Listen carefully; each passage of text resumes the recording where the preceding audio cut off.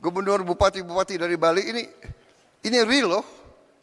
Bali bulan Desember 2025. Sorotan Presiden RI, Prabowo Subianto terhadap persoalan sampah di kawasan pesisir Kabupaten Badung langsung ditindaklanjuti.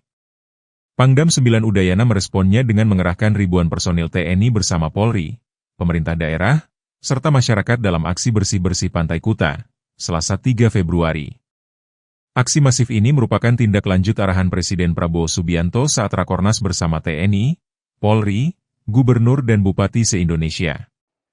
Dalam forum tersebut, Presiden menegaskan pentingnya penanganan serius terhadap kondisi darurat sampah di Bali yang dinilai berpotensi merusak citra pariwisata nasional di mata dunia.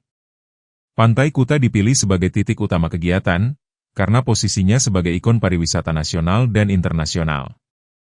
Kawasan ini menjadi wajah Indonesia bagi wisatawan mancanegara, sehingga kebersihan dan kelestarian lingkungan menjadi prioritas utama yang tidak bisa ditawar. Tim Liputan melaporkan.